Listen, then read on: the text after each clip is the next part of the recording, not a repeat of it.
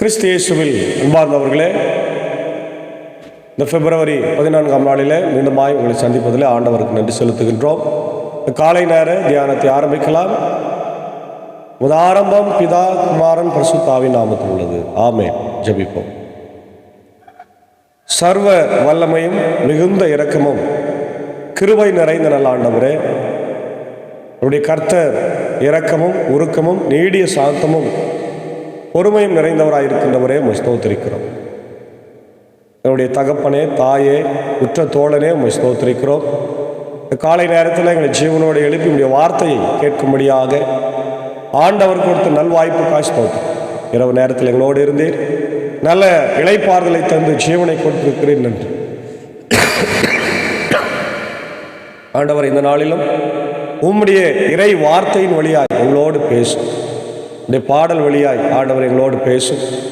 உம்முடைய ஜபத்தின் வழியாய் நீர் எங்களோடு கூட பேச வேண்டுமா ஜபிக்கும். இதை கேட்டு பயன்படுகிற எல்லா மக்களுடைய வாழ்க்கையில் ஆண்டவர் ஒரு பெரிய ஆசீர்வாதத்தை, விடுதலை, ஒரு எழுப்புதலை என் தேவன் தர வேண்டுமா ஜபிக்கிறோம். அடியார்களை நீர் தாமே எடுத்து பயன்படுத்தும். இறை மைந்தன் இயேசுவின் தூய திருப்பெயரில் ஜபிக்கிறோம் நல்ல பிதாவே, ஆமென். கடவுளை துதித்து பாட சாரோடு இணைந்து 373வது பாடலாகிய நம்பி வந்தேன் மேசையா நான் நம்பி வந்தேனே, திவ்ய சரணம் சரணம் சரணமையா நான் நம்பி வந்தேனே என்ற பாடலை இணைந்து நாம் சாரோட பாடுவோம். 373.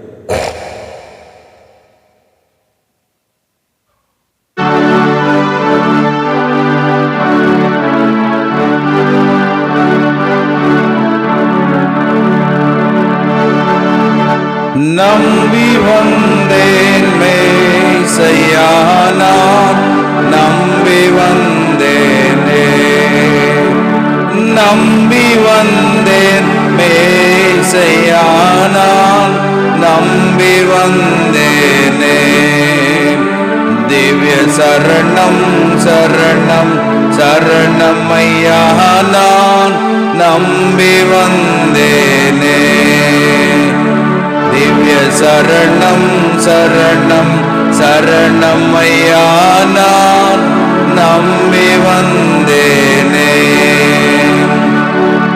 தம்பீரான் ஒருவனே தம்பமே தருவனே, தம்பீரான் ஒருவனே தம்பமே தருவனே, வருதவிது குமர குரு பரமனுவேலே நம்பி வந்தேனே, நான் நம்பி வந்தேன் மேசையா நான் நம்பி வந்தேனே,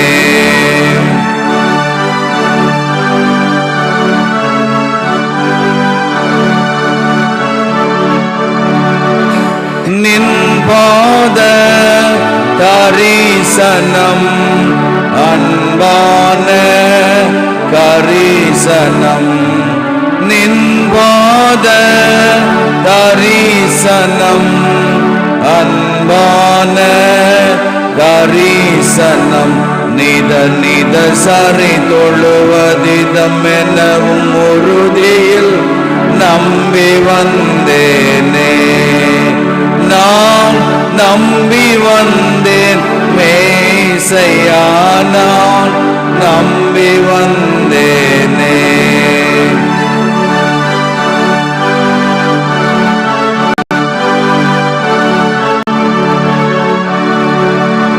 நாதனே கிருபைக்கோ வேதனே சிறுமைத்தே, நாதனே கிருபைக்கோ வேதனே சிறுமைத்தே, அதிநலம் மிகும் உனதிரு திருவடி அருளே நம்பி வந்தேனே, நான் நம்பி வந்தேன் மேசையா நான் நம்பி வந்தேனே,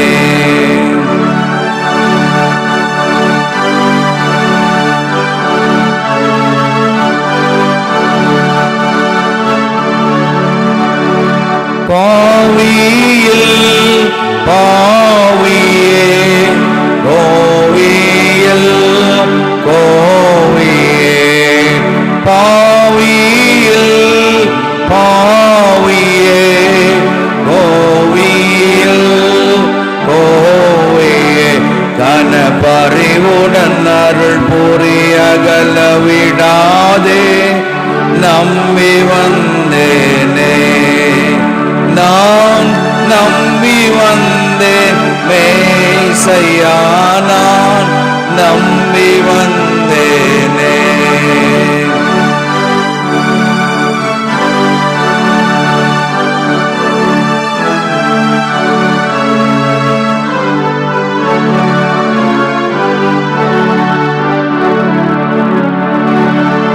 ஆதிவோ லோலமே பாதுகா காலமே ஆதிவோ லோலமே பாதுகா காலமே உனதடிமைகள் படுதுயர் அவதிகள் மேத்த நம்பி வந்தேனே நான் நம்பி வந்தேன் மேசையா நான் நம்பி வந்தேனே திவ்ய சரணம் சரணம் சரணமையா நான் நம்பி வந்தேனே திவ்ய சரணம் சரணம் சரணமையா நான் நம்பி வந்தேனே.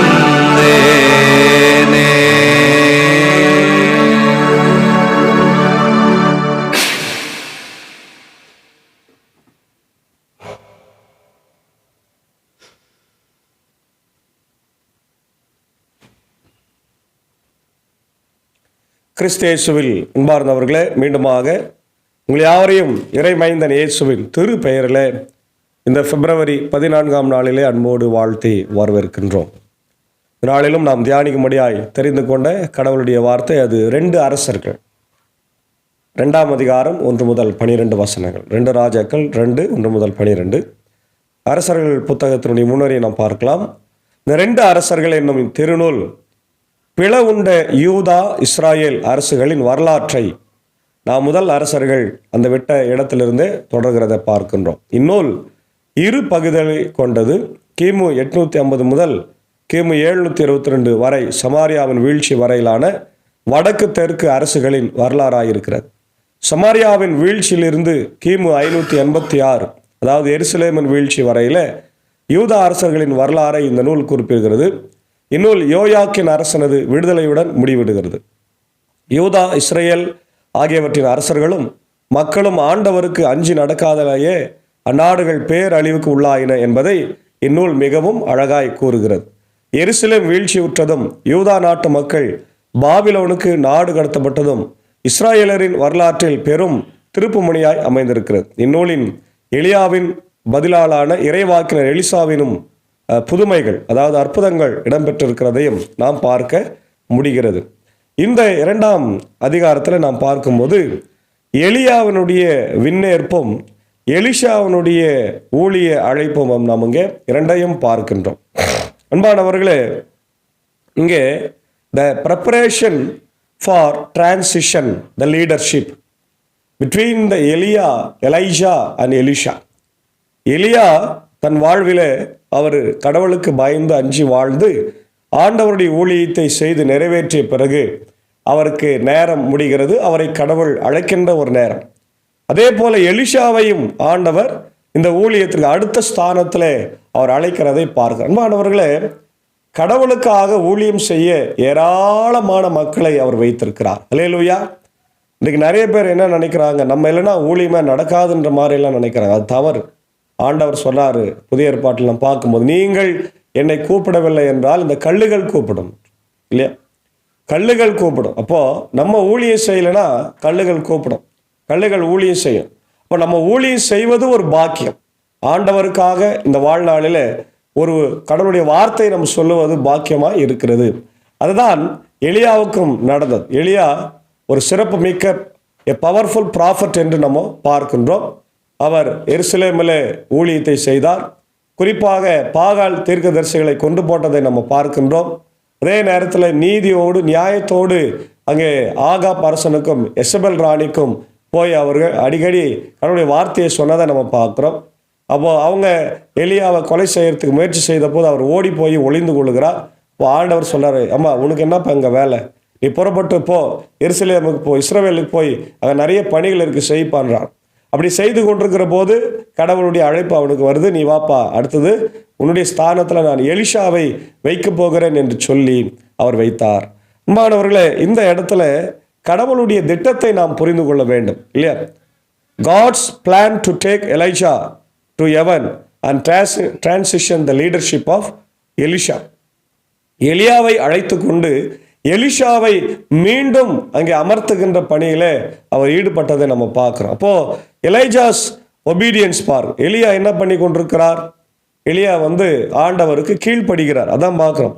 ஆண்டவர் எலியாவை சுழற்காற்றினால் விண்ணுக்கு எடுத்துக்கொள்ள இருந்த பொழுது எலியாவும் எலிசாவும் கில்காலிலிருந்து புறப்பட்டு சென்றனர். எலியா எலிசாவை நோக்கி, ஆண்டவர் என்னை பெத்தேலுக்கு அனுப்பியுள்ளார், எனவே நீ இங்கேயே தங்கியிரு என்றார். எலிசா அவரை நோக்கி, வாழும் ஆண்டவர் மேல் ஆணை, உம் உயிர் மேலும் ஆணை, நான் உம்மை விட்டு பிரிய மாட்டேன் என்றார். ஆகவே அவர்கள் பெத்தேலுக்கு போனார்கள். பாருங்க, தன்னுடைய சக்சஸரான எலியாவை நோக்கி அவர் சொல்றாரு, நான் உம்மை நேசிக்கிறதுனால உங்கூட நான் வரேன் அப்படின்னு அவரை அழைத்து கொண்டு போறார். அதுக்கப்புறம் அவர்களது அப்போது பெத்தேலில் இருந்த இறைவாக்கினர் குழுவினர் எலிசாவிடம் ஆண்டவர் இன்று உம் தலைவரை உம்மிடமிருந்து எடுத்துக்கொள்ளப் போகிறார் என்பது உமக்கு தெரியுமா என்று கேட்டனர். அதற்கு அவர், ஆம், எனக்கு தெரியும், அதை பற்றி பேச வேண்டாம் என்று கூறினார். எலியா அவரை நோக்கி, எலிசா, ஆண்டவர் என்னை எரிகோ நகருக்கு அனுப்பியுள்ளார், எனவே நீ இங்கேயே தங்கியிரு என்றார். அதற்கு அவர், வாழும் ஆண்டவர் மேல் ஆணை, உம் உயிர் மேலும் ஆணை, நான் உம்மை விட்டு பிரிய மாட்டேன் என்றார். ஆகவே அவர்கள் எரிகோவுக்கு சென்றார்கள். அப்பொழுது எரிகோவில் இருந்த இறைவாக்கினர் குழுவினர் எலிசாவை நோக்கி, ஆண்டவர் இன்று உம் தலைவரை உம்மிடமிருந்து எடுத்துக்கொள்ளப் போகிறார் என்பது உங்களுக்கு தெரியுமா என்று கேட்டனர். அதற்கு அவர், ஆம், எனக்கு தெரியும், அதை பற்றி பேச வேண்டாம் என்றார். அப்போ என்ன அர்த்தம்னா, எலியாவை விடவே கூடாது, நம்ம கூடவே இருக்கணும், அவரை விட்டுறக்கூடாது, அவருடைய ஊழியம் நமக்கு தொடர்ந்து தேவை என்பதை எலிசா நினைவு கூறுறார். ஆனால் கடவுளுடைய திட்டம் என்ன? எலியாவை எடுத்துக்கொண்டு எலிசாவை கொடுக்கின்ற திட்டம் தான் அது. மீண்டும் எலிசாவை நோக்கி, ஆண்டவர் என்னை யோர்தானுக்கு அனுப்பியுள்ளார், எனவே இங்கே தங்கியிரு என்றார். அதற்கு அவர், வாழும் ஆண்டவர் மேல் ஆணை, உம் உயிர் மேலும் ஆணை, நான் உம்மை விட்டு பிரிய மாட்டேன் என்றார். ஆகவே அவர்கள் இருவரும் தொடர்ந்து பயணம் செய்தனர்.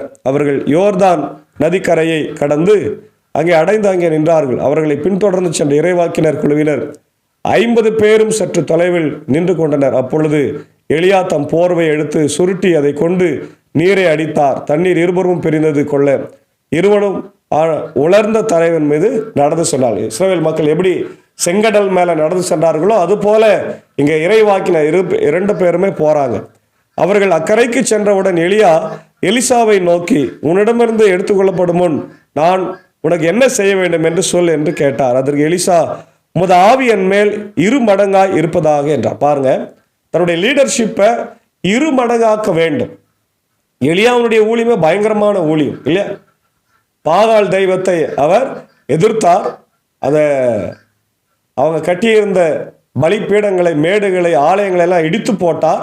அதே நேரத்தில் யாவேக்கு வைராக்கியம் உள்ள ஒரு இறைவாக்கினராய் இல்லையா இருந்தார் என்பதை பார்க்கும். அந்த காலத்துல ரொம்ப கொடூரமாய் பார்ப்பதற்கே கொடூரமாய் இருந்த ஒரு மனிதர் தான் எலியா. அவர் கையில் எப்பவுமே கத்தி வச்சிருப்பாராம். அந்த காலத்துல எல்லாம் வேற யாரும் அது மாதிரி இல்லை, எலியா மட்டும் அது மாதிரி வச்சிருப்போம். இந்த காலத்துல ஆயர்கள் கத்தி வச்சிருந்தா என்ன சொல்லுவாங்க இல்லையா? அது தவறான ஒரு உதாரணமாக. ஆனால் அப்போ அவர் அதை வைத்திருந்து அந்த கடவுளுக்காக வைராக்கியமான ஊழியத்தை, யாவேக்காக வைராக்கியமான ஊழியத்தை அப்ப சொல்றாரு, உங்களுடைய ரெட்டிப்பான ஆவி எனக்கு வரணும். அல்லேலூயா. இன்றைக்கு இதுதான் லீடர்ஷிப்பருடைய ஒரு அடையாளமா இருக்கு. நிறைய பேர் என்ன பண்றாங்க, தப்பான குணங்களை எடுத்துக்கிறாங்களே தவிர நல்ல குணங்களை எப்பவுமே ஒரு லீடர்ஸ் கிட்ட இருந்து எடுக்கிறதே இல்லை. எப்பவுமே அவங்கள தப்பாக தான் நம்ம பார்த்து கொண்டே இருக்கிறோம். அப்போ எலியா அவரை நோக்கி, நீ கேட்பது கடினமான காரியம்தான், உன்னிடம் நான் எடுத்துக்கொள்ளப்படும் போது நீ என்னை காண்பாயாகில் அது உனக்கு கிடைக்கும், இல்லை எனில் கிடைக்காது. அதுக்கு அவர் ஒரு காரணத்தை சொல்றாரு. நான் எடுத்துக்கொள்ளப்படும் போது நீ என்னை பார்த்தா மட்டும்தான் அது உனக்கு கிடைக்கும். ஒரு நிபந்தனை வைக்கிறார் இல்லையா, அது அவருக்கு ரொம்ப கஷ்டமாக இருக்கிறது. இப்போ இருவர் உரையாடி கொண்டு வழிநடந்து செல்கையில் இதோ நெருப்பு தேரும் நெருப்பு குதிரைகளும் திடீரென நடுவே வந்து அவர்களை பிரித்தன. பாருங்க, திடீரென்று நெருப்பு தேர் வருது, நெருப்பில் எரிந்து கொண்டிருக்கிற தேரும் நெருப்பு குதிரைகளை வந்து அவரை பிரிக்கிறது. 2 பேரும் பிரிக்கிறது. அப்போ சுழல் காற்று வீசுகிறது. எலியா சுழல் காற்றில் விண்ணகத்துக்கு சென்றார். எலிசா அதை கண்டு, என் தந்தாய் இஸ்ரவேலின் தேரே, அந்த தேரின் பாகனே என்று கதறினார். அதற்கு மேல் அவரால் அவரை காண முடியவில்லை. எனவே அவர் தம் உடைகளை பிடித்து 2ஆய் கிழித்து கொண்டார். மேலும் அவர் எலியாவிலிருந்து விழுந்த போர்வையை எடுத்து கொண்டு திரும்பி சென்று யோர்தான் கரையில் நின்றார். பின்பு அவர் எலியாவின் கடவுளாக ஆண்டவரே இங்கே இருக்கிறார் என்று சொல்லிக்கொண்டே எலியாவிடமிருந்து விழுந்த போர்வையினால் தண்ணீரை அடித்தார். அப்படி அடித்த உடனே தண்ணீர் 2ஆய் பிளந்தது என்று நம்ம பார்க்கிறோம். அப்போ கடவுளுடைய இரட்டிப்பான ஆவியை யார் பெற்றார்? எலிசா பெற்றார். அதில் எந்த சந்தேகமும் இல்லை. இப்போ எலிசாவுடைய ஒபீடியன்ஸை பார்க்குறோம், எலிசாவுடைய கமிட்மெண்ட்டை பார்க்குறோம். அதுக்கப்புறம் இந்த சேரியட் ஆஃப் ஃபயர் இல்லையா, அவங்க அந்த நெருப்பு குதிரை வந்து எலியாவுடைய வாழ்விலே அது ஒரு பெரிய ஆசீர்வாதமாக நம்ம பார்க்குறோம். இதை குறித்து நம்ம பார்க்கும்போது ஆதியாகமம் 5:24 ஏனோக்கையும் ஆண்டவர் உயிரோடு எடுத்துக்கொண்டார் என்ற ஒரு செய்தி இருக்கிறது இல்லையா. ஏனோக்கு எலியா 2 பேரையும் உயிரோடு ஆண்டவர் எடுத்துக்கொண்டதை இந்த பகுதியில் நம்ம பார்க்க முடிகிறது. அதே போல உபாகமம் 34:5-6 மோசே இறந்துட்டார்ன்ற ஒரு செய்தி இருக்குது. ஆனால் உண்மையாகவே அவர் இறந்தாரா, அவரை ஆண்டவர் அடக்கம் பண்ணாரா என்ற ஒரு கேள்வி இருக்குது. 34:5-6 பார்க்குறோம். அதே மாதிரி 1 ராஜாக்கள் 19:16-21 எலியா எலிஷாவை அபிஷேகம் பண்ணுற நிகழ்வு அங்கே நடைபெறுகிறது. அதுக்கப்புறம் 2 ராஜாக்கள் 13:20-21 எலிஷா இறந்து போகிறத நம்ம பார்க்குறோங்க, அவங்கள அடக்கம் பண்ணுறதை நம்ம பார்க்குறோம். அதே போல் எலிஷாவினுடைய ஊழியம், அவருடைய அழைப்பு, அவருடைய வாழ்வை நம்ம பார்க்கும்போது அவருடைய பிறப்பு வந்து அவருடைய தந்தை அபமேலோ என்ற இடத்துல அவர் பிறக்கிறாரு, கிலியாத்தில். 1 ராஜாக்கள் 19:16 அவருடைய பணி வந்து ஆக்குபேஷன் வந்து ஃபார்மராக இருக்கிறார். அவர் மாடுகளை வைத்து உழவு தொழில் செய்கின்றவராய் இருக்கிறார். 1 ராஜாக்கள் 19:19-21 நம்ம அதான் பார்க்குறோம். அதுக்கப்புறம் அழைப்பு பார்க்குறோம் 1 ராஜாக்கள் 19:19-21. அப்போது கொஞ்ச நாள் எலியாவோடு அவர் ஊழியம் செய்கிறார் இல்லையா. 1 ராஜாக்கள் 19:21, 2 ராஜாக்கள் 2:1-12 அவர் கூட இருக்கிறத நம்ம பார்க்குறோம். Discipleship with Elijah. அப்புறம் மினிஸ்ட்ரி, அவருடைய ஊழியத்தை பார்க்கும்போது அவர் கூட பயணம் செய்கின்றார். நிறைய அவருடைய ஊழியத்தை பார்க்கிறார், தீர்க்க தரிசனங்கள் எல்லாம் பார்க்குறார். 1 ராஜாக்கள் 19, 2 ராஜாக்கள் 2ஆம் அதிகாரம் பார்க்குறோம். அதுக்கப்புறம் அவருக்கு அடுத்து ஒரு நல்ல தீர்க்கராக அவர் வருகிறார். மினிஸ்ட்ரி ஆஸ் எ ப்ராஃபட், ஒரு சக்சஷன் அவருக்கு கிடைக்கிறது. அவர் நல்ல தலைவராய் வந்து ஊழியத்தை செய்கிறத நம்ம 2 ராஜாக்கள் நம்ம அதை பார்க்குறோம். அற்புதங்களை பார்க்குறோம். எலிஷா நிறைய அற்புதங்களை செய்கிறதப்பா. 2 ராஜாக்கள் 19:22, 4ஆம் அதிகாரம் 1-44, 6ஆம் அதிகாரத்தில் பார்க்குறோம். அவருடைய தீர்க்க தரிசனங்களை பார்க்குறோம். 2 ராஜாக்கள் 3:1-27, 6ஆம் அதிகாரம் 8-23, 13ஆம் அதிகாரம் பார்க்குறோம். அதுக்கப்புறம் அவருடைய ஊழியம் முடித்து அவர் இறக்குறாரு. 2 ராஜாக்கள் 13:20-21 அவருடைய மரணத்தை நம்ம பார்க்குறோம். அப்போ இவர்கிட்ட இருந்து நம்ம கற்றுக்கொள்வது என்ன லெகசி அப்படின்னா, prophetic ministry. Elisha's prophetic ministry had a profound impact on the history of Israel, guiding the kings and people through times of war, famine and spiritual crisis. ஆவிக்குரிய கஷ்டமான சூழ்நிலையிலும் போர்க்காலத்திலும் பஞ்ச காலத்திலும் அவர் இஸ்ரவேல் மக்களையும் ராஜாக்களையும் என்ன பண்ணார், நல்ல முறையிலே வழிநடத்தி இருக்கிறார். அதுக்கப்புறம் ஆண்டவருடைய அற்புதங்களை அவர் செய்தார் இல்லையா. அப்போது அந்த அற்புதம் வந்து எதை குறிக்கிறதுனா, கடவுளுடைய வல்லமை, அவருடைய உடனிருப்பு, அவருடைய கிருபை இரக்கத்தை குறிக்கிறது. மக்கள் அதை நம்பினாங்க. அப்போது எலியாவுடைய ஊழியத்தின் வழியாக கடவுளை நோக்கி பார்த்தார்கள். யாவே நம்ம கூடவே இருக்கிறாரு, நமக்கு உதவி செய்கிறார் என்ற எண்ணம் அவங்களுக்கு வந்தது.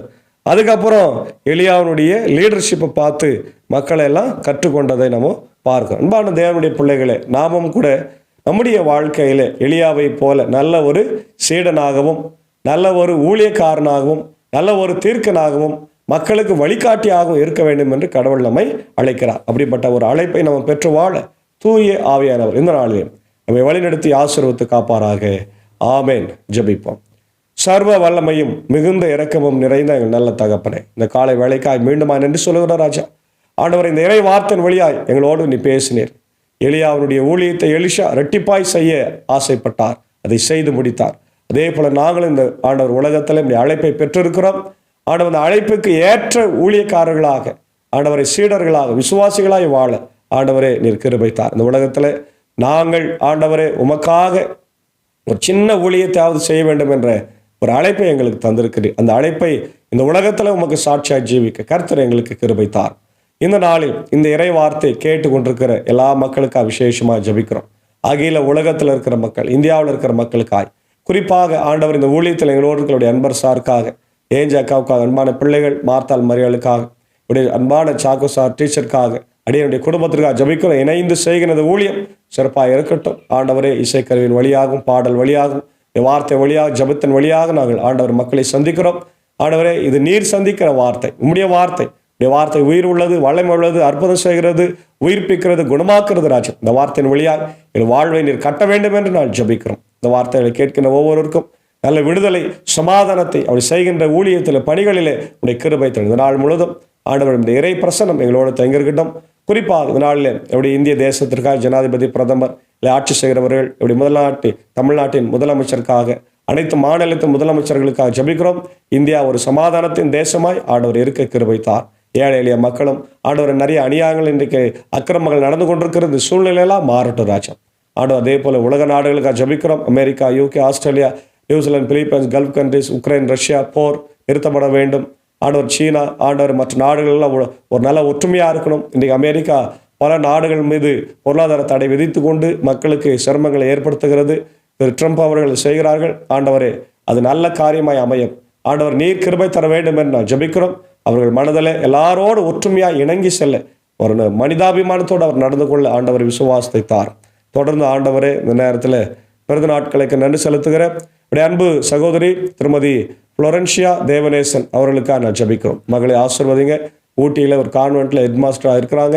ஒரு நல்ல சுகத்தை, பலத்தை தாருங்க. கடந்த நாட்களில் அவருடைய அன்பு தாயார் இழந்தாங்க ராஜா. உலகம் தர முடியாத ஆறுதலை, தேர்தலை, சமாதானத்தை தாருங்க. ஒரு நல்ல சுக பலன் ஜீவனை தந்து என் தேவன் நீர் வழி நடத்த வேண்டும் என்று நான் கெஞ்சி மன்றாடுகிறோம். இந்த நேரத்தில் பலவீனமாக இருக்கிற அவருடைய அன்பு ஆண்டவரே கணவர் திரு ரகு அவர்களுக்காக ஜபிக்கிறோம். அவர்களை ஆசீர்வதிங்க.